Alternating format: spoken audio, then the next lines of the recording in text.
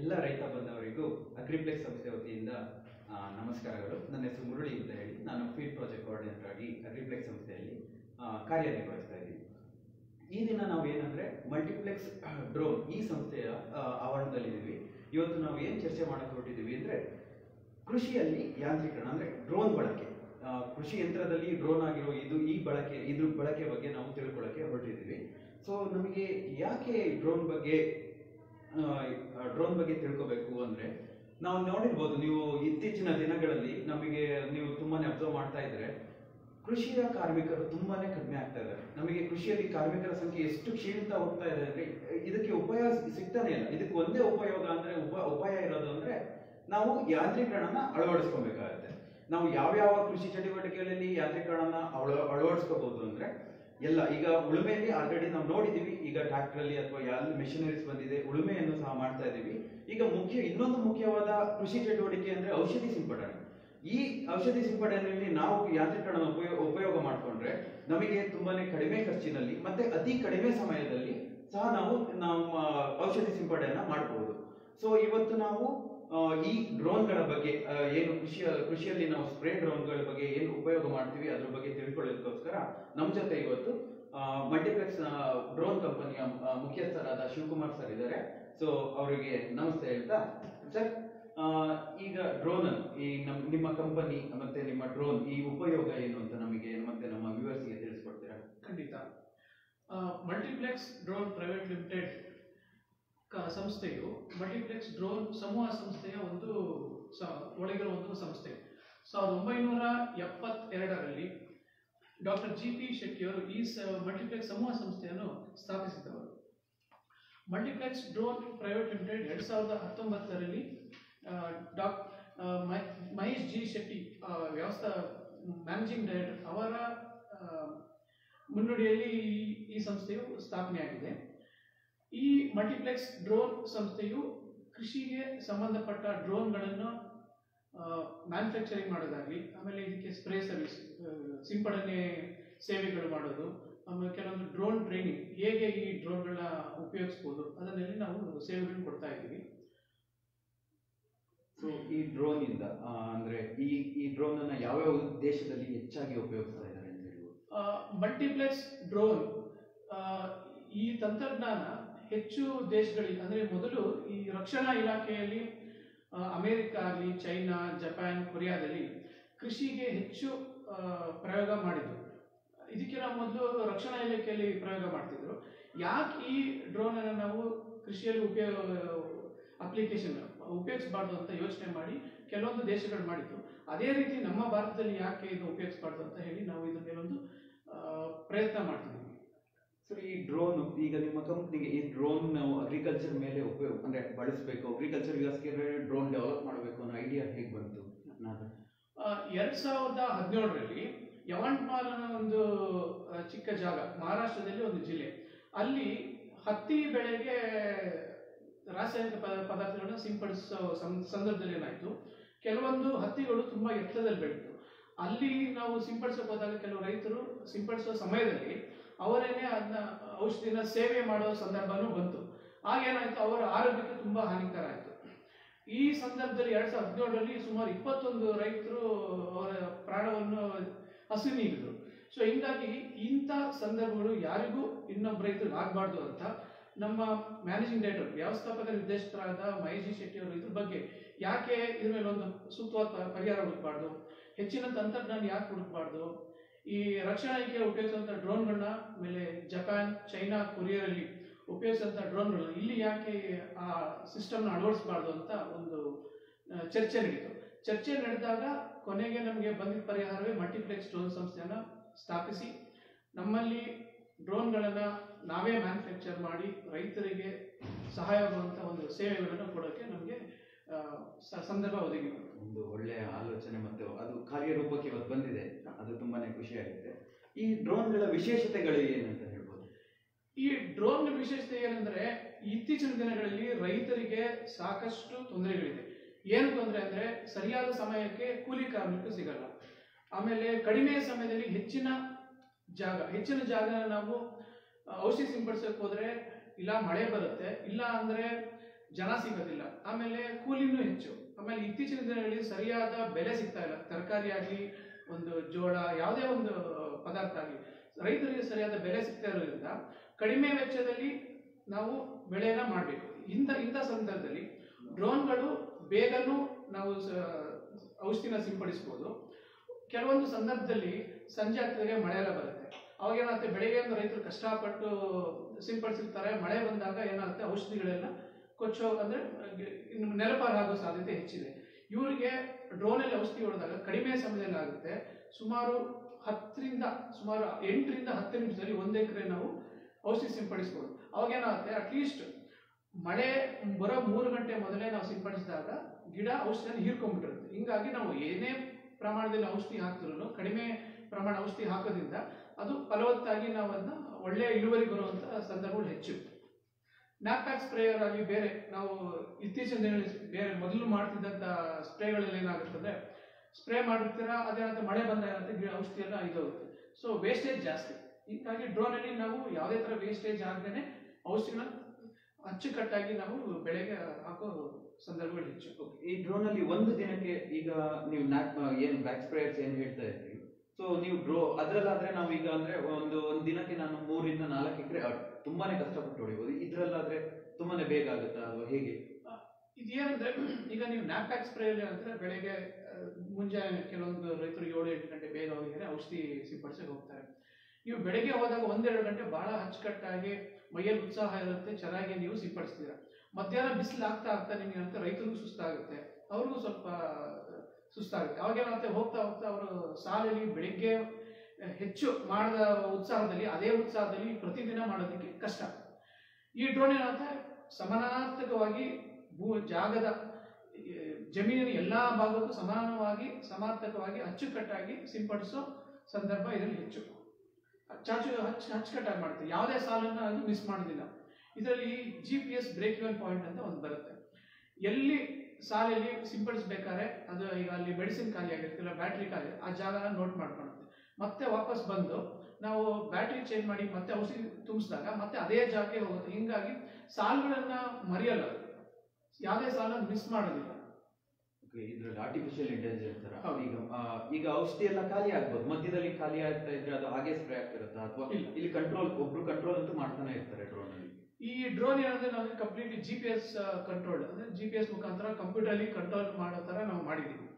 So ಏನಾದಂದ್ರೆ, ಔಷಧಿ ಖಾಲಿ ಆದ್ರೂ, ಬ್ಯಾಟ್ರಿ ಖಾಲಿ ಆದ್ರೂ, ಆಮೇಲೆ ಆ ಜಮೀನಲ್ಲಿ ನಾವು GPS ಮ್ಯಾಪ್ ಮುಖಾಂತರ ನಾವು ಅದನ್ನ ಅಚ್ಚುಕಟ್ಟಾಗಿ ಅದೇ ಜಮೀನಲ್ಲೇ ಹಾರೋಗಿ ನಾವು ವ್ಯವಸ್ಥೆ ಮಾಡಿರ್ತೀವಿ.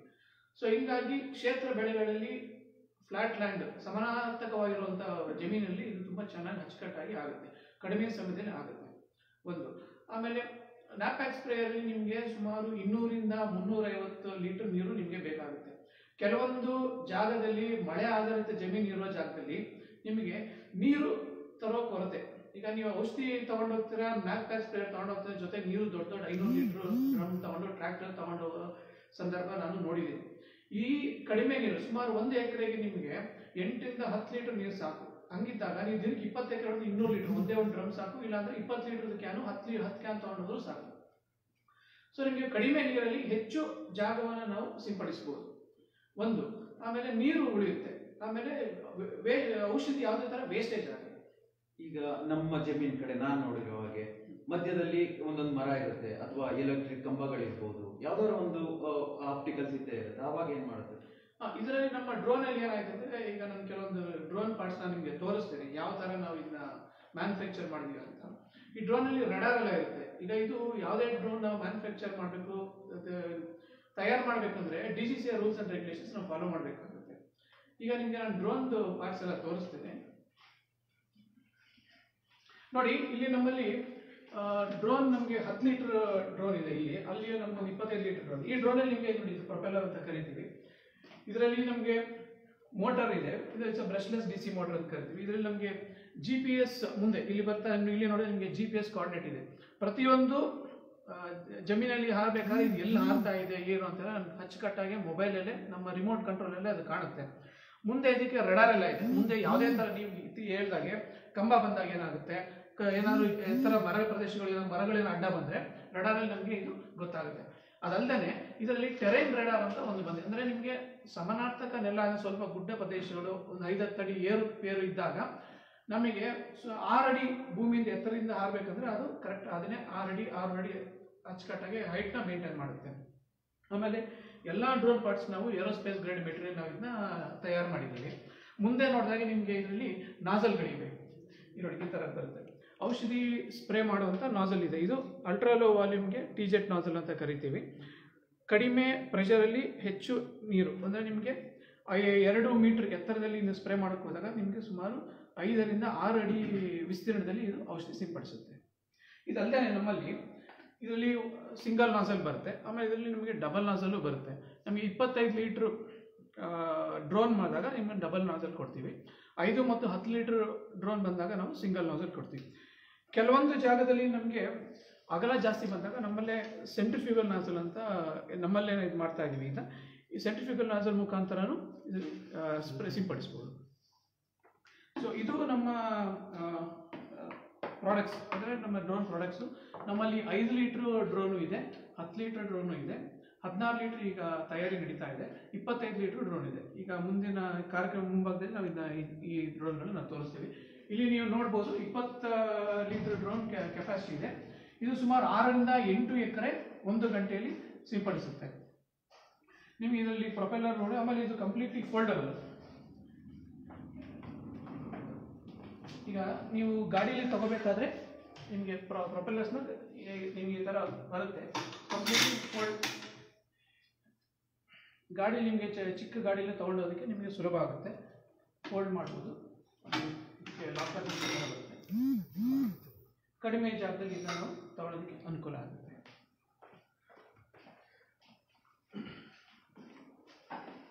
ಈ ಒಂದೊಂದು ಡ್ರೋನಿನ ಅಗಲ ಮತ್ತೆ ಉದ್ದ ಎಷ್ಟೆಷ್ಟು ಇರ್ಬೋದು? ಇದೆಷ್ಟು ಅಗಲ ಇದೆ ಅಂತ ಹೇಳ್ಬೋದು?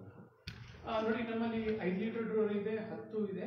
5 ಲೀಟರ್ ಡ್ರೋನು ಸುಮಾರು 3.5ರಿಂದ 4 ಅಡಿ ಅಗಲ ಬರುತ್ತೆ. ಆಮೇಲೆ ಇದು 2 ಮೀಟರ್ ಅಗಲ ಅಂದರೆ 6 ಅಡಿ ವಿಸ್ತೀರ್ಣವಾಗಿ ಸಿಂಪಡಿಸುತ್ತೆ. 10 ಲೀಟರ್ ಡ್ರೋನ್ ನಿಮಗೆ 8ರಿಂದ 10 ಅಡಿ ವಿಸ್ತೀರ್ಣವಾಗಿ ಸಿಂಪಡಿಸುತ್ತೆ. ಆಮೇಲೆ 20 ಲೀಟರ್ ಡ್ರೋನು ಸುಮಾರು 3ರಿಂದ 4 ಮೀಟರ್ ಅಂದರೆ 12ರಿಂದ 15 ಅಡಿ ವಿಸ್ತೀರ್ಣವಾಗಿ ಸಿಂಪಡಿಸುತ್ತೆ. ಸರ್, ಇವಾಗ ಡ್ರೋನ್ ನಾವು ಹಾರಿಸ್ತಾ ಇರ್ತೀವಿ, ಇದು ಬ್ಯಾಟ್ರಿ ಆಪರೇಟೆಡ್ ಎಲೆಕ್ಟ್ರಿಕ್. ಎಷ್ಟು ಅವರು ಇದು ವರ್ಕ್ ಆಗ್ಬೋದು? ನೋಡಿ, ಈಗ ಯಾವುದೇ ಒಂದು ಡ್ರೋನು ಲಿಥಿಯಂ ಪಾಲಿಮರ್ ಬ್ಯಾಟ್ರಿ ಮುಖಾಂತರ ಇದು ನಮಗೆ ಕೆಲಸ ನಡೀತಾ ಇದೆ. Lithium polymer battery 5 litre drone ನಮಗೆ 6ರಿಂದ 8 ನಿಮಿಷ ಕೊಡುತ್ತೆ. 10 ಲೀಟರ್ ಡ್ರೋನ್ದು ನಮಗೆ 9ರಿಂದ 11 ನಿಮಿಷ ಕೊಡುತ್ತೆ. 20 ಲೀಟರ್ ಡ್ರೋನ್ 10ರಿಂದ 12 ನಿಮಿಷ ಕೊಡುತ್ತೆ. ಅಂದ್ರೆ ನಮ್ಮ ಹತ್ರ ಬ್ಯಾಟ್ರಿ ಡಿಫ್ರೆಂಟ್ ಪ್ಯಾಕೇಜ್ ಇರುತ್ತೆ ಎಕ್ಸ್ಟ್ರಾ. ನೀವು ಏನು 10 ನಿಮಿಷದಲ್ಲಿ ಆಗುತ್ತೆ ಅಂದ್ರೆ ನಾವು 4 ಮೀಟರ್ ಪರ್ ಸೆಕೆಂಡ್ ಸ್ಪೀಡಲ್ಲಿ ನಾವು ಮಾಡಿದಾಗ 2 ಮೀಟರ್ ಹೈಟಲ್ಲಿ ಸಿಂಪಡಿಸಕ್ಕೆ ಹೋದಾಗ ನಮಗೆ 6ರಿಂದ 7.5 ನಿಮಿಷದಲ್ಲಿ 1 ಎಕರೆ ನಾವು ಸಿಂಪಡಿಸಿದ್ದೀವಿ. ಇದೆಲ್ಲ ನಮ್ಮ ಹತ್ರ ಸಾಕಷ್ಟು ದಾಖಲೆಗಳಿದೆ, ಸಾಕಷ್ಟು ಇದಕ್ಕೆ ಸಂಶೋಧನೆ ಮಾಡಿ ದಾಖಲೆ ಮಾಡಿದ್ದೀವಿ. ಸೊ ನಿಮಗೆ ಈ ಬ್ಯಾಟ್ರಿಯಲ್ಲಿ ಸುಮಾರು 1ರಿಂದ 1.5 ಎಕರೆ ನಾವು ಸಿಂಪಡಿಸ್ಬೋದು ಒಂದು ಬ್ಯಾಟ್ರಿ. ಒಂದು ವೇಳೆ ಸಿಂಪಡಿಸಬೇಕಾದ್ರೆ ಏನಾದ್ರು ಬ್ಯಾಟ್ರಿ ಖಾಲಿ ಆಯಿತು, ಅಂದರೆ ವೋಲ್ಟೇಜ್ ಕಮ್ಮಿ ಆಗ್ತಿದ್ರೆ ನಮಗೆ ರಿಮೋಟಲ್ಲಿ ಅದು ಗೊತ್ತಾಗುತ್ತೆ, ಇದರಲ್ಲಿ ಬ್ಯಾಟ್ರಿ ಕಮ್ಮಿ ಆಗ್ತಿದೆ. RTH ಅಂತ ಒಂದು ಆಪ್ಷನ್ ಇದೆ, ಅಲ್ಲಿ ರಿಟರ್ನ್ ಟು ಹೋಮ್, ಅದು ಎಲ್ಲಿ ಜಾಗ ಟೇಕ್ ಆಫ್ ಆಗಿತ್ತು ಅದೇ ಜಾಗಕ್ಕೆ ಬರುತ್ತೆ. ಯಾವುದೇ ರೀತಿ ಆಕ್ಸಿಡೆಂಟ್ಸ್ ಯಾವುದೂ ಆಗಲ್ಲ ಬ್ಯಾಟ್ರಿ. ಆಕ್ಸಿಡೆಂಟ್ಸ್ ಅಂದರೆ ನಾವು ನಮ್ಮ ಟ್ರೈನರ್ ಪೈಲಟ್ಸ್ ನಾವು ಸರಿಯಾಗಿ ನುರಿತವಾಗಿ ಅವರಿಗೆ ಟ್ರೈನಿಂಗ್ ಕೊಟ್ಟಿರ್ತೀವಿ. ಯಾವುದೇ ಕಾರಣಕ್ಕೂ ಏನು ಅಜಾಗೃತನೆ ಆಗದೆ ಇರೋ ಥರ ಅಚ್ಚುಕಟ್ಟಾಗಿ ಓಡಿಸೋದಕ್ಕೆ ನಾವು ಹೇಳ್ಕೊಟ್ಟಿರ್ತೀವಿ. ಸರ್, ಇವಾಗ ಎತ್ತರದ ಬೆಳೆಗಳಲ್ಲಿ ಬಂದಾಗ ಈಗ ನೀವು ಇದು ತಗೋಬಹುದು, ಅಡಿಕೆ ತಗೊಳ್ಳಿ ಅಥವಾ ತೆಂಗಿನ ಇದಕ್ಕೆಲ್ಲ ಸ್ಪ್ರೇ ಮಾಡೋದು. ಇತ್ತೀಚಿನ ದಿನಗಳಲ್ಲಿ ಚಿಕ್ಕಮಗಳೂರಲ್ಲಿ ಫಂಗಸ್ ಪ್ರಾಬ್ಲಮ್ ಸಾಕಷ್ಟು ಆಗಿತ್ತು. ಹೆಚ್ಚು ಮಳೆ ಆಗಿರುವಂಥ ಗುಡ್ಡಗಾಡಲ್ಲಿ ಎಲೆಗಳು ಕೊಳೆಯೋ ಸಂದರ್ಭ ಬಂದಿತ್ತು. ಸುಳಿ ಭಾಗದಲ್ಲಿ ಅವ್ರಿಗೆ ಸಾಕಷ್ಟು ಸಮಸ್ಯೆ ಇತ್ತು. ನಾವು ಕೂಡ ಚಿಕ್ಕಮಗಳೂರು ಕೆಲವೊಂದು ರೈತರನ್ನ ಮಾತಾಡಿಸಿದಾಗ ಅಲ್ಲಿ ಕೆಲವೊಂದು ಆಲ್ರೆಡಿ ಪ್ರಯೋಗನ ಮಾಡಿ ಅಲ್ಲಿ ಒಂದು 20-25 ಎಕರೆ ನಾವು ಸ್ಪ್ರೇನು ಮಾಡಿ ಬಂದ್ವಿ. ಅದು ತುಂಬ ಪಾಸಿಟಿವ್ ಇದೆ, ರೈತರು ಖುಷಿ ಪಟ್ಟಿದ್ದಾರೆ. ಅಂದರೆ ಅಷ್ಟು ಎತ್ತರದಲ್ಲಿ ಮನುಷ್ಯರು ಹತ್ತಿ ಔಷಧಿ ಸಿಂಪಡಿಸ್ಬೇಕಾದ್ರೆ ರೈತರು ತುಂಬ ಕಷ್ಟ, ಅಂದರೆ ಕಾಲು ಜಾರಿ ಏನಾರ ತೊಂದರೆ ಆದರೆ ಕಷ್ಟ. ಸೊ ಹೀಗಾಗಿ ಎಲ್ಲಿ ಸ್ಪ್ರೇ ಮಾಡೋದಕ್ಕೆ ಅಂದರೆ ಅಡಿಕೆ ತುದಿಯಲ್ಲಿ ಔಷಧಿ ಸಿಂಪಡಿಸೋಕೆ ಆಗೋದಿಲ್ವೋ ಅಂಥ ಜಾಗದಲ್ಲಿ ಡ್ರೋನ್ ಒಂದು ಒಳ್ಳೆ ಇನ್ಸ್ಟ್ರೂಮೆಂಟ್, ಅಂದರೆ ಒಳ್ಳೆ ಸಲಕರಣೆ, ತುಂಬ ರೈತರಿಗೆ ಅನುಕೂಲ ಆಗುತ್ತೆ. ಮೊದಲು ಹೇಗೆ ಹತ್ತಿಯಲ್ಲಿ ಸ್ಪ್ರೇ ಮಾಡ್ಲಿಕ್ಕೆ ಹೋಗಿ ಅವ್ರ ರೈತರಿಗೆ ಸೇವನೆ ಆಯಿತು, ಅದೇ ಥರನೇ ಈಗ ಕೋಕೋನಟ್ ಅಲ್ಲಿ ಆಗ್ಬೋದು, ಅರೆಕನಟ್ ಆಗ್ಬೋದು, ಸೊ ಅದನ್ನ ತಡಿಬಹುದು ಅಂತ ಹೇಳಿದ್ದೀರಿ. ಸೊ ಇದು ನೀವು ಎಲ್ಲೆಲ್ಲಿ ಇದುವರೆಗೂ ಇದು ಸರ್ವಿಸ್ ಆಗಿದೆ, ಎಲ್ಲೆಲ್ಲಿ ನೀವು ಆಲ್ರೆಡಿ ಸ್ಪ್ರೇ ಮಾಡಿದ್ದೀರಿ ಏನಾದ್ರು?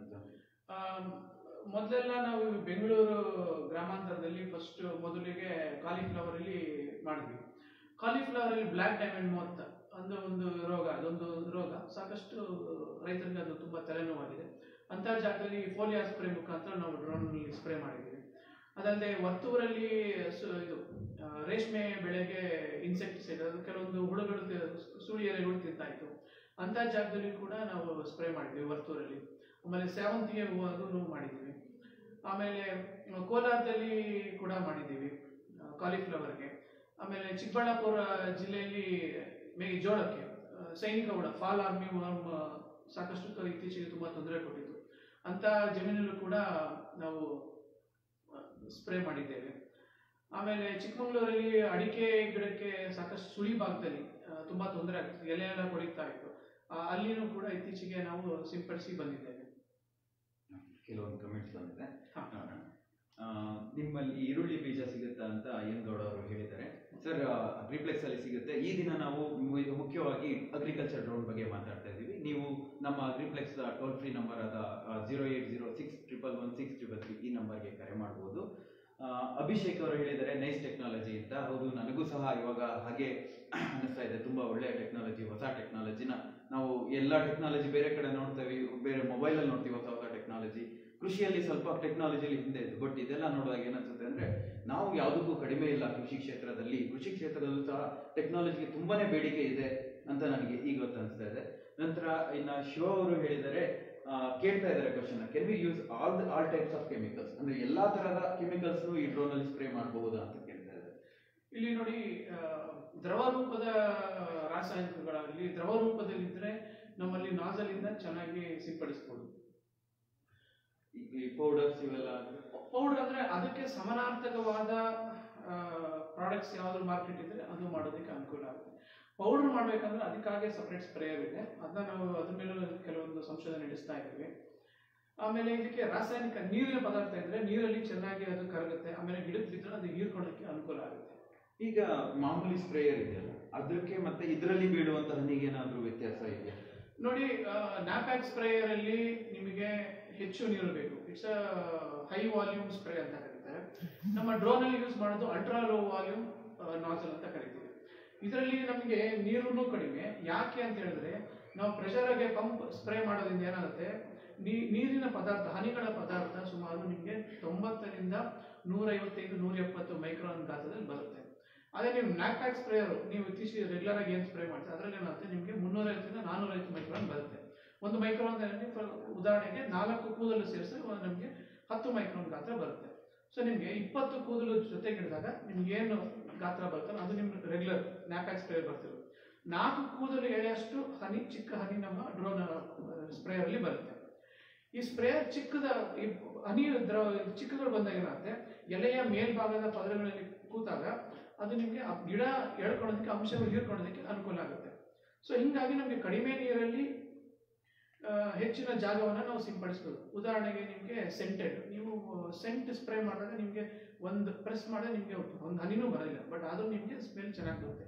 ಅದೊಂದು ಉದಾಹರಣೆ ನಾನು ಹೇಳ್ತಾ ಇರೋದು. ಓಕೆ ಸರ್, ಇವಾಗ ಈ ಡ್ರೋನ್ಸ್ ಏನಂದ್ರೆ ಈಗ ನಾನು ಕೆಲವೊಂದ್ಸರಿ ಕೇಳಿರ್ಬೇಕಾದ್ರೆ ಹೊರಗಡೆ ಪರ್ಮಿಷನ್ಸ್ ಬೇಕಾಗುತ್ತೆ, ಲೋಕಲ್ ಅಥಾರಿಟೀಸ್ ಕೇಳಬೇಕಾಗುತ್ತೆ. ಆ ಥರ ನಮಗೇನಾದ್ರು ಅಗ್ರಿಕಲ್ಚರ್ ಡ್ರೋನ್ಸ್ ಇದೆಯಾ? ಹೌದು, ನಾವು ಯಾವುದೇ ಒಂದು ಡ್ರೋನ್ ನಾವು ಮ್ಯಾನುಫ್ಯಾಕ್ಚರ್ ಮಾಡೋದಾಗಲಿ ಅದನ್ನ ಆಚೆ ಉಪಯೋಗಿಸೋದಾಗಲಿ DGCA ರೂಲ್ಸ್ ಅಂಡ್ ರೆಗ್ಯುಲೇಷನ್ ನಾವು ಫಾಲೋ ಮಾಡಬೇಕಾಗುತ್ತೆ. ಈ ಅಗ್ರಿಕಲ್ಚರಲ್ ಡ್ರೋನ್, ಈ ಕೃಷಿಗೆ ಸಂಬಂಧಪಟ್ಟ ಎಲ್ಲ ಡ್ರೋನ್ಗಳು 2 kg ಜಾಸ್ತಿ ತೂಕವಾದ್ರಿಂದ ನಾವು DGCA ನಿಯಮಗಳನ್ನ ಪಾಲಿಸಬೇಕಾಗುತ್ತೆ. ಆಮೇಲೆ ಯಾವುದೇ ಒಂದು ಅಗ್ರಿಕಲ್ಚರ್ ಡ್ರೋನ್ ನಾವು ಯಾವುದೇ ಜಿಲ್ಲೆಯಲ್ಲಿ ನಾವು ಹಾರಿಸಬೇಕಾದ್ರೆ, ಉಪಯೋಗಿಸ್ಬೇಕಾದ್ರೆ ಹತ್ತಿರದ ರಕ್ಷಣಾ ಪೊಲೀಸ್ ಠಾಣೆ ಇಲಾಖೆಗೆ ನಾವು ಮಾಹಿತಿ ಕೊಡಬೇಕು. ಆಮೇಲೆ ಕೃಷಿ ಸಂಬಂಧಪಟ್ಟ ಅಧಿಕಾರಿಗಳಾಗಲಿ ಇಲ್ಲಾಂದ್ರೆ ಗ್ರಾಮ ಪಂಚಾಯತಿ ಇಲಾಖೆಗೆ ಒಂದು ಮಾಹಿತಿ ಕೊಡಬೇಕಾಗುತ್ತೆ. ಆಮೇಲೆ ಆ ಜಮೀನಲ್ಲಿ ಯಾವ ಜಮೀನು ನಾವು ಉಪಯೋಗಿಸಿ ಅವರೊಂದು ಮಾಹಿತಿ ಅನುಮತಿ ಅಂದ್ರೆ ಪರ್ಮಿಷನ್ ನಾವು ತಗೋಬೇಕಾಗುತ್ತೆ. ಅವರ ಅನುಮತಿ ಇದ್ರೆ ನಾವು ಇದನ್ನ ಉಪಯೋಗಿಸ್ಬೋದು. ಸರ್, ಇದನ್ನ ಈಗ ಡ್ರೋನ್ ಇವಾಗ ನೀವು ಹೊರಗಡೆ ಯಾರು ಬೇಕಾದ್ರೂ ಆರಿಸ್ಬೋದು ಅಥವಾ ಇದಕ್ಕೆ ಏನಾದ್ರು ಲೈಸೆನ್ಸ್ ತರನ?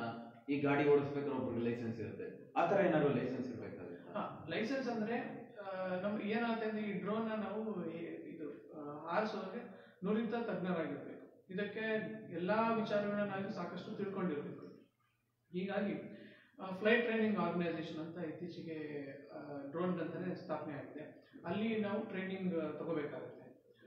ಮಲ್ಟಿಪ್ಲೆಕ್ಸ್ ಡ್ರೋನ್ ಸಂಸ್ಥೆಯು ಇಂಡಿಯನ್ ಇನ್ಸ್ಟಿಟ್ಯೂಟ್ ಆಫ್ ಡ್ರೋನ್ಸ್ ಅವರ ಜೊತೆ ಒಪ್ಪಂದ ಮಾಡಿಕೊಂಡಿದೆ. ಯಾವುದೇ ಅಗ್ರಿಕಲ್ಚರ್ ಡ್ರೋನ್ ನಾವು ಇದು ಪ್ರಯೋಗ ಮಾಡಬೇಕು, ಹಾರಿಸ್ಬೇಕಂದಾಗ ಅವರ ಪರ್ಮಿಷನ್ ತಗೊಂಡು ನಾವೆಲ್ಲ ಇದು ಮಾಡ್ತೀವಿ. ಅವರಲ್ಲಿ ನಾವು ಟ್ರೈನಿಂಗ್ ಕೊಡ್ತೀವಿ. ಡ್ರೋನ್ ಲೆಸ್ ದೆನ್ 2 kg ಅಂದರೆ 2 kgಕ್ಕಿಂತ ಕಡಿಮೆ ತೂಕ ಇರುವಂತಹ ಡ್ರೋನ್ಗಳಲ್ಲಿ ನಾವು 4 ದಿನ ಟ್ರೈನಿಂಗ್ ಕೊಡ್ತೀವಿ. ಆಮೇಲೆ ಅಗ್ರಿಕಲ್ಚರ್ ಡ್ರೋನ್ ಬಂದಾಗ 2 kgಕ್ಕಿಂತ ಹೆಚ್ಚು ಇರುತ್ತದೆ.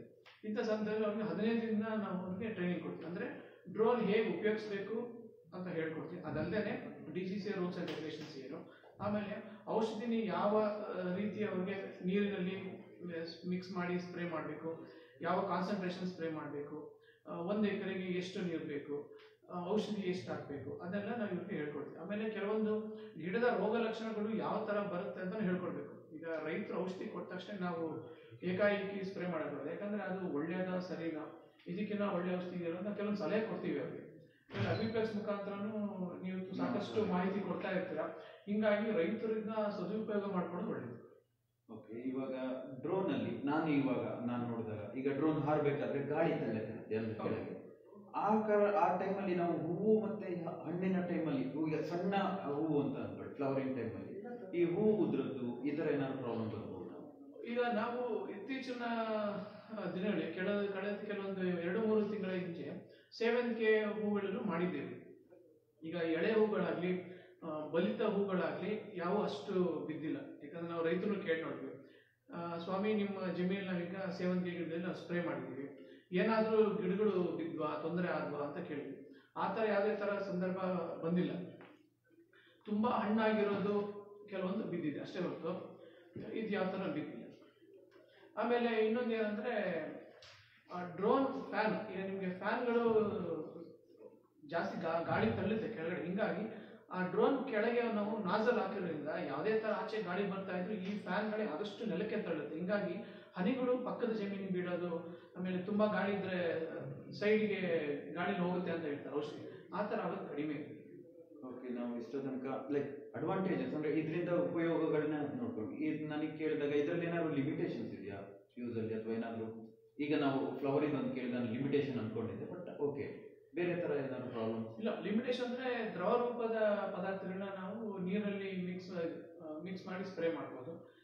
ಪೌಡರ್ ರೂಪದ ಬೇಕಂದ್ರೆ ಈ ಸಿಸ್ಟಮ್ ಚೇಂಜ್ ಮಾಡಬೇಕಾಗುತ್ತೆ. ಕೆಲವೊಂದರಲ್ಲಿ ಎಕ್ಸ್ಟ್ರಾ ಪವರ್ ಸ್ಪ್ರೇಯರ್ ಅಂತ ಕೆಲವೊಂದು ಬರುತ್ತೆ, ನಮಗೆ ಫಾಗ್ ಸ್ಪ್ರೇಯರ್ ಅಂತ ಫಾಗರ್ ಥರ ಬರುತ್ತೆ, ಅದರಲ್ಲಿ ಪೌಡರ್ ಹಾಕಿ ನಾವು ಸ್ಪ್ರೇ ಮಾಡ್ಬೋದು. ಅದರಲ್ಲಿ ಒಂದು. ಎರಡನೇದು ಇದರಲ್ಲಿ ನಾವು ಬೀಜಗಳನ್ನ ವಿಸ್ತರಣೆ ಮಾಡೋದಕ್ಕೆ ಬೇಕಾದ್ರೆ ಅವನ್ನ ಕೆಲವೊಂದು ಮಾಡಿಫಿಕೇಶನ್, ಅದರಲ್ಲಿ ನೀರಿನ ಟ್ಯಾಂಕ್ ತೆಗೆದುಬಿಟ್ಟು ನಾವು ಅದರಲ್ಲಿ ಕೆಳಗೆ ಫ್ಯಾನ್ ಸ್ಪ್ರೆಡರ್ ಹಾಕಿ ನಾವು ಬೇಕಾದ್ರೆ ಅದನ್ನ ಬೀಜಗಳನ್ನ ಸಿಂಪಡಿಸೋದನ್ನು ಉಪಯೋಗಿಸ್ಕೋಬಹುದು. ನಿಮ್ಮ ಕಂಪನಿಲಿ ಇನ್ನೂ ಯಾವ್ದಾದ್ರು ರಿಸರ್ಚ್ ಅಂದ್ರೆ ಪ್ರಾಜೆಕ್ಟ್ಸ್ ಇರುತ್ತಲ್ಲ, ಲೈಕ್ ಈಗ ಬೀಜದ್ದು ಈಗ ಆಲ್ರೆಡಿ ಇದೆಯಾ ನಮ್ಮ ಹತ್ರ ಬೀಜ? ಈಗ ನಾವು ಮಾಡ್ತಾ ಇದ್ದೀವಿ. ಯಾಕಂದ್ರೆ ಏನಾಗುತ್ತೆ ಅಂದ್ರೆ ಬೀಜನ ಸಿಂಪಡಿಸ್ತಾ ಇದೆ. ಸುಮಾರು 4 ರಿಂದ 5 ಮೀಟರ್, ಸುಮಾರು 12 ರಿಂದ 15 ಅಡಿ ಅಗಲ ಸ್ಪ್ರೇ ಮಾಡಿದ್ದು ಬೀಜನ ವಿಸ್ತರಿಸ್ತಾ ಇದೆ. ಈಗ ಯೂರಿಯಾದಲ್ಲಿ ನಾವು ಪ್ರಯೋಗ ಮಾಡಿದ್ದೇವೆ, ಆಮೇಲೆ ಭತ್ತದಲ್ಲೂ ಮಾಡಿದ್ದೇವೆ. ಇದೇನಾಗುತ್ತೆ, ನಾವು ಸ್ಪ್ರೇ ಮಾಡ್ಬೇಕಾದ್ರೆ ಅಚ್ಚುಕಟ್ಟಾಗಿ ಯೂನಿಫಾರ್ಮ್ ಆಗಿ ಜಮೀನು ಎಲ್ಲ ಭಾಗದಲ್ಲಿ ಸಮಾನವಾಗಿ ಸ್ಪ್ರೇ ಬೀಳೋ ಥರ ವ್ಯವಸ್ಥೆ ಮಾಡ್ತೀವಿ. ಮುಂದಿನ 2-3 ತಿಂಗಳಲ್ಲಿ ನಾವು ಇದ್ರ ಮೇಲೆ ಒಂದು ಸಂಪೂರ್ಣ ಮಾಹಿತಿ ರೈತರಿಗೆ ಕೊಡ್ತೀವಿ. ಇವಾಗ ನಿಮ್ಮ ಡ್ರೋನಿನ ಈಗ ಒಂದು ಸೇವೆ ನಮಗೆ ಈಗ ರೈತರಿಗೆ ಬೇಕು ಅಂದ್ರೆ ಅವರು ಎಲ್ಲಿ ಕಾಂಟ್ಯಾಕ್ಟ್ ಮಾಡ್ಬೋದು? ಈಗ ನಾವು ಅಗ್ರಿಪ್ಲೆಕ್ಸ್ನ ಕಾಂಟ್ಯಾಕ್ಟ್ ಮಾಡಿದ್ರೆ ನಾವು ನಿಮಗೆ ಡೈರೆಕ್ಟ್ ಕೊಡ್ತೀವಿ. ಸೊ ಹೇಗೆ ಈಗ ನೀವು ಒಬ್ಬ ರೈತ ಈಗ ಫೋನ್ ಮಾಡಿ ನಂದು 1 ಎಕರೆ ಇದೆ ಅಂತ ಹೇಳ್ತಾರೆ, ಅವಾಗ ಹೋಗಿ ಸ್ಪ್ರೇ ಮಾಡ್ಲಿಕ್ಕೆ ಆಗಲ್ಲ ಅಂತ ಅನ್ಕೊಂತೀವಿ. ಇದೆಲ್ಲ ನೋಡಿ ಯಾಕೆ ಅಂದ್ರೆ ನಾನು ಈಗ ಸಾಕಷ್ಟು ನಮ್ಮ ಭಾರತದಲ್ಲಿ ಸುಮಾರು 80% ರೈತರು ಸಣ್ಣ ರೈತರಿರ್ತಾರೆ. ನಾನೇನು ಹೇಳಿದ್ರೆ ಉಳಿದ್ರನ್ನೆಲ್ಲ ಒಟ್ಟಾಗಿ ಬೆಳೆಯೋದಾಗಲಿ ಒಟ್ಟಾಗಿ ಕೆಲಸ ಮಾಡಿದ್ರೆ ತುಂಬಾ ಅನುಕೂಲ ಆಗುತ್ತೆ. ಈಗ ನಮ್ಮ ಡ್ರೋನ್ ಬಂತಂದ್ರೆ ಅದ್ರ ಜೊತೆ ಪೈಲಟ್ ಬರ್ತಾರೆ, ಅದ್ರ ಜೊತೆ ಒಬ್ರು ಅಡಿಷನಲ್ ಹೆಲ್ಪರ್ ಬರ್ತಾರೆ, ಡ್ರೈವರ್ ಬರ್ತಾರೆ, ಅದ್ರ ಜೊತೆ ಒಂದು ಬ್ಯಾಕಪ್ ಗಾಡಿನೂ ಇದೆ. ಸೊ ಹಿಂಗಾಗಿ ಸಾಕಷ್ಟು ಜನ ಬರೋದ್ರಿಂದ ನಾವು ರೈತರಲ್ಲಿ ಮಾಹಿತಿ ಒಂದು ಮನವಿ ಮಾಡ್ಕೊಡೋದೇನಂದ್ರೆ, ಕನಿಷ್ಠ ಅಂದ್ರೆ ಒಂದು 100 ಎಕರೆ ಇದ್ರೆ ನೀವೆಲ್ಲ ರೈತರು ಒಟ್ಟಾಗಿ ಮಾತಾಡ್ಕೊಂಡು, ಇಲ್ಲ ನಿಮ್ಮಲ್ಲಿ ಯಾರು ಬೀಜ ಡಿಸ್ಟ್ರಿಬ್ಯೂಟರ್ ಬಿತ್ತಕರಿದ್ರೆ ಔಷಧಿ ಇದು ಹಂಚ್ತಾರಲ್ಲ ಡಿಸ್ಟ್ರಿಬ್ಯೂಷನ್ ಸೆಂಟರ್ಸ್ ತರ ಏನಿದ್ರೆ ಅವರು ಒಂದು 100 ಎಕರೆ ಇರುವಂತ ಜಾಗ ನಾವು ಇಲ್ಲಿ ಸಂಪೂರ್ಣವಾಗಿ ಡ್ರೋನ್ ತಗೊಂಡು ನಿಮ್ಮ ಜಮೀನಿಗೆ ಬಂದು ನಾವು ನಿಮಗೆ ಸೇವೆಯನ್ನು ಒದಗಿಸ್ಕೊಡ್ತೀವಿ. ಅಂದ್ರೆ ಇವಾಗ ಫಾರ್ಮರ್ಸ್ ಎಲ್ಲರೂ ಗುಂಪು ಆಗ್ಬೇಕು, ಅಂದ್ರೆ ಒಬ್ಬೊಬ್ಬರು ರೈತರ ಹತ್ರ, ದೊಡ್ಡ ರೈತರಾದ್ರೆ ಒಬ್ಬರೇ ಕರ್ಸ್ಬೋದು. ಈಗ ಇನ್ನು ಉಳಿದಿದ್ದು ನಮಗೆ ಅಂದ್ರೆ ಬೇರೆ ಸಣ್ಣ ರೈತರಾದ್ರೆ ಗುಂಪು ಮಾಡಿನೇ ಕರ್ಸ್ಬೇಕು. ಒಟ್ಟಾಗಿ ಕರೆದ್ರೆ ನಮಗೂ ಅನುಕೂಲ. ಯಾಕಂದ್ರೆ ನಾವು ಇಲ್ಲಿ ಬೆಂಗಳೂರಿನ ಸುಮಾರು ದೂರದಿಂದ ಬಂದಾಗ ನಮಗೂ ಸಾಕಷ್ಟು ಖರ್ಚು ವೆಚ್ಚಗಳು ಇರ್ತದೆ. ಹಿಂಗಾಗಿ ನಾವು ಎಲ್ಲ ಒಂದು 8-10 ರೈತರೆಲ್ಲ ಒಟ್ಟಾಗಿ ಕರೆದ್ರೆ ಅನುಕೂಲ. ಆಮೇಲೆ ಕಡಿಮೆ ವೆಚ್ಚದಲ್ಲೂ ಆಗುತ್ತೆ, ನಿಮಗೂ ಅನುಕೂಲ, ನಮಗೂ ಅನುಕೂಲ. ಇದು ಸರ್ವಿಸ್ ಆಯ್ತು. ಈಗ ಡ್ರೋನ್ ಏನಾದ್ರು ಸೇಲಿಂಗ್ ಸಿಗುತ್ತೆ ಅಂದ್ರೆ ಈಗ ಯಾರಾದ್ರೂ ಸ್ಟಾರ್ಟ್ ಮಾಡ್ಬೇಕು, ಈಗ ಎಂಪ್ಲಾಯ್ಮೆಂಟ್ ಅಂತ ನಾವು ಏನಾದ್ರು ಅನ್ಕೊಂಡಾಗ. ಆಮೇಲೆ ಈಗ ಏನಾಗಿದೆ ಅಂದ್ರೆ ಸಾಕಷ್ಟು ಹಳ್ಳಿಯಲ್ಲಿ ವಿದ್ಯಾರ್ಥಿಗಳು 10th ಆಗಿರ್ಲಿ, PUC ಆಗಲಿ, ಡಿಪ್ಲೊಮಾ ಮಾಡಿ ಬೆಂಗಳೂರಿಗೆ ಕೆಲಸ ಹುಡ್ಕೊಂಡು ಬರೋ ಜನಗಳು ಜಾಸ್ತಿ. ಈಗೇನಾಗಿದೆ, ನಾವು ಈ ಡ್ರೋನ್ ಟ್ರೈನಿಂಗ್ ತಗೊಂಡಾಗ ನೀವು ನಿಮ್ಮ ಹಳ್ಳಿಯಲ್ಲೇ ಇದ್ದುಕೊಂಡು ಈ ಡ್ರೋನ್ ಸೇವೆನ ಇನ್ನಿತರ ರೈತರಿಗೆ ಕೊಡ್ಬೋದಾಗುತ್ತೆ. ಸೊ ಹೀಗಾಗಿ ನೀವು ಡ್ರೋನ್ ಟ್ರೈನಿಂಗ್ ಕಲಿತು ನೀವೇ ಒಂದು ಡ್ರೋನ್ ಒಂದು ಸಾಲದ ರೀತಿಯೋ ಇಲ್ಲ ನಿಮ್ಮ ಸ್ವಂತ ದುಡಿಮೆಯಲ್ಲಿ ಡ್ರೋನ್ ತಗೊಂಡಾಗ ನೀವು ಅಲ್ಲೇ ನಿಮ್ಮ ಸ್ವಂತ ಉದ್ಯೋಗ ಮಾಡುವಂತ ಅವಕಾಶ ಇದೆ. ಸೊ ಇದೊಂಥರ ನಿಮ್ಮ ಸ್ವಂತ ಉದ್ಯೋಗ, ಎಂಪ್ಲಾಯ್ಮೆಂಟ್ ಜನರೇಷನ್ ಒಂದು ಒಳ್ಳೆ ಅಸ್ತ್ರ. ಸರ್ಕಾರದವರು ಇದಕ್ಕೆ ಸಹಾಯ ಮಾಡಬೇಕು. ರೈತರಿಗೆ ಡ್ರೋನ್ ತಗೊಂಡಂತಾರೆ, ಈಗ ಒಂದು ಗಾಡಿ ತಗೊಂಡು ಡ್ರೈವಿಂಗ್ ಮಾಡ್ತಾರೆ, ಟ್ರಾವೆಲ್ಸ್ ಅಲ್ಲೇ ಇದೆ. ಅದೇ ರೀತಿ ರೈತ ಮಕ್ಕಳಾಗ್ಲಿ, ಗ್ರಾಮಾಂತರದಲ್ಲಿರುವಂತ ಹುಡುಗರಾಗ್ಲಿ, ಯುವ ಪೀಳಿಗೆ ಆಗಲಿ ಇದರ ಸದುಪಯೋಗ ಪಡ್ಕೊಳ್ಳೋದಕ್ಕೆ ನಾನು ನಿಮ್ಮಲ್ಲಿ ಮನವಿ ಮಾಡ್ತೀನಿ. ನೀವು ಇಲ್ಲಿ ಡ್ರೋನ್ ಅನ್ನು ಸಹ ಸೇಲ್ ಮಾಡೋದಕ್ಕೂ ರೆಡಿ ಇದ್ದೀವಿ? ಸೇಲ್ ಮಾಡ್ತೀವಿ. ಡ್ರೋನ್ ಮಾರಾಟ ಇದೆ. ಅಂದ್ರೆ ನೀವು ಮಾರಾಟ ಮಾಡ್ಬೇಕಾದ್ರೆ ಡ್ರೋನ್ ಏಕಾಏಕಿ ಕೊಡೋದಿಲ್ಲ. ನಿಮ್ದು ಆಧಾರ್ ಕಾರ್ಡ್ ಆಗಲಿ, ನೀವು ಬ್ಯಾಕ್ಗ್ರೌಂಡ್ ನಿಮ್ದು ವೆರಿಫಿಕೇಶನ್ ಎಲ್ಲ ಮಾಡಿ ಕೊಡ್ತೀವಿ. ಅದಲ್ಲದೆ ನಿಮಗೆ ನಾವು ಟ್ರೈನಿಂಗ್ ಕೂಡ ಹೇಳ್ಕೊಡ್ತೀವಿ. ಯಾರಾದ್ರೂ ನಮ್ಮಲ್ಲಿ ಡ್ರೋನ್ ತಗೊಂಡ್ರೆ ನಾನು ನಿಮ್ಗೆ 15 ದಿನ ಡ್ರೋನ್ ಟ್ರೈನಿಂಗ್ ಕೊಡಿಸ್ತೀವಿ. ಆಮೇಲೆ ನನಗೆ ಇವಾಗ ಒಂದು ಡೌಟ್ ಬಂದಿದೆ. ನೀವು ಮತ್ತೆ ಹೇಳಿದ್ರಿ ಬರೀ ಲಿಕ್ವಿಡ್ ಕೆಮಿಕಲ್ಸ್ ನ ಬಳಸಬಹುದು ಅಂತ. ಈ ಅಡ್ಜುವೆಂಟ್ಸ್ ಎಲ್ಲ ಬರುತ್ತಲ್ಲ, ಈ ಸ್ಟಿಕ್ಕರ್ಸ್ ಎಲ್ಲ ಕಮ್ಮಿ ಟೈಪ್ಸ್ ಇರುತ್ತೆ, ಅದನ್ನೆಲ್ಲ ಇದರಲ್ಲಿ ಹಾಕಿ ಯೂಸ್ ಮಾಡಬಹುದು. ಈಗ ಏನಂದ್ರೆ ನಿಮ್ಗೆ ಅಲ್ಟ್ರಾ ಲೋ ವಾಲ್ಯೂಮ್ ಸ್ಪ್ರೇ ಬಂದಾಗ ಹನಿಗಳು ತುಂಬಾ ಚಿಕ್ಕದಾಗಿ ಬಂದಿರುತ್ತೆ. ಅದು ಕೆಲವೊಂದು ವ್ಯಾಕ್ಸಿ ಲೀಫ್ ಅಂತ ಇರುತ್ತೆ, ಕೆಲವೊಂದು ನಿಮ್ಗೆ ನೀರು ಬಿದ್ದಾಗ ಜಾರ್ಕೊಂಡು ಅಂತ ಸಂದರ್ಭದಲ್ಲಿ ವೆಟ್ಟಿಂಗ್ ಏಜೆಂಟ್ ಅಂತಾರೆ, ಕೆಲವರು ಗಮ್ ಅಂತಾರೆ. ನಮ್ಮಲ್ಲೂ ಮ್ಯಾಕ್ಸಿವೆಟ್ ಅಂತ ಒಂದು ಮಲ್ಟಿಪ್ಲೆಕ್ಸ್ ಮ್ಯಾಕ್ಸಿವೆಟ್ ಅಂತ ಪ್ರಾಡಕ್ಟ್ ಇದೆ. ಅದನ್ನ ನಾವು ಮಿಶ್ರಿತ ಮಾಡಿ ಅದನ್ನ ಎಲೆ ಭಾಗದಲ್ಲಿ ಹಾಕಿದ್ರೆ ಆ ಚಿಕ್ಕ ಚಿಕ್ಕ ಹನಿಗಳು ಎಲೆ ಭಾಗದಲ್ಲಿದ್ದಾಗ ಅದು ನೀಟಾಗಿ ಹರಡ್ಕೊಂಡಾಗ ಹೆಚ್ಚಿನ ಹೆಚ್ಚಿನ ಜಾಗದಲ್ಲಿ ಅದು ಸ್ಪ್ರೆಡ್ ಆಗೋದ್ರಿಂದ ಔಷಧಿ ಗಿಡಕ್ಕೆ ಬೇಗ ಹೀರ್ಕೊಳ್ಳುವಂತ ಸಾಮರ್ಥ್ಯ ಹೆಚ್ಚು. ಓಕೆ, ಇವಾಗ ಇಷ್ಟೆಲ್ಲ ತಿಳಿಸ್ಕೊಟ್ಟಾರಲ್ಲ, ಈಗ ಕೊನೆಯದಾಗಿ ಈಗ ಡ್ರೋನ್ ನಮ್ಗೆ ಏನಂತ ಹೇಳ್ಬೋದು? ನೀವು ಮಲ್ಟಿಪ್ಲೆಕ್ಸ್ ಡ್ರೋನ್ ಬಗ್ಗೆ ಏನಂತ ಹೇಳ್ತೀರಿ ರೈತರಿಗೆ ಒಂದು ಮಾಹಿತಿ ಕೊಡ್ಬೇಕಾದ್ರೆ? ಮಲ್ಟಿಪ್ಲೆಕ್ಸ್ ಡ್ರೋನ್ ಅವರ ಉದ್ದೇಶ ಏನಂದ್ರೆ ಅವರು ಕ್ವಾಲಿಟಿಗೆ ತುಂಬಾ ಒತ್ತು ಕೊಡ್ತೀವಿ. ಆಮೇಲೆ ನಮ್ಮ ಸಂಸ್ಥೆಯ ಫೌಂಡರ್ ಆದ ಡಾಕ್ಟರ್ GP ಶೆಟ್ಟಿ ಅವರು ಆಗಲಿ, ಅವರ ವ್ಯವಸ್ಥಾಪಕ ನಿರ್ದೇಶಕರಾದ ಮಹೇಶ್ ಶೆಟ್ಟಿ ಅವರು ರೈತರಿಗೆ ಅನುಕೂಲ ಆಗುವಂತ ಹಾಗೂ ಕ್ವಾಲಿಟಿ ಸರ್ವಿಸ್, ಕ್ವಾಲಿಟಿ ಪ್ರಾಡಕ್ಟ್ಸ್ ಕೊಡುವಂತ ಉದ್ದೇಶ ಇಟ್ಕೊಂಡ್ರಿಂದ ನಾವು ನಿಮಗೆ ಯಾವುದೇ ಒಂದು ಪ್ರಾಡಕ್ಟ್, ಯಾವುದೇ ಒಂದು ಡ್ರೋನ್ ನಾವು ಮ್ಯಾನುಫ್ಯಾಕ್ಚರ್ ಮಾಡಬೇಕಾದ್ರೆ ಇದಕ್ಕೆ ಸಾಕಷ್ಟು ರಿಸರ್ಚ್ ಅಂಡ್ ಡೆವಲಪ್ಮೆಂಟ್, ಸಾಕಷ್ಟು ಪ್ರಯೋಗ ಎಲ್ಲ ಮಾಡಿ ನಿಮಗೆ ಕೊಡ್ತಾ ಇದ್ದೀವಿ. ಆದರೆ ನಮ್ಮಲ್ಲಿ ಕ್ವಾಲಿಟಿಗೆ ತುಂಬಾ ಇಂಪಾರ್ಟೆನ್ಸ್ ಕೊಡ್ತೀವಿ. ಓಕೆ ಸರ್, ಇನ್ನೇನಾದರೂ ಹೇಳೋದಿದ್ರೆ? ಯಾವ್ದಾದ್ರು ಪ್ರಶ್ನೆಗಳಿದೆಯಾ?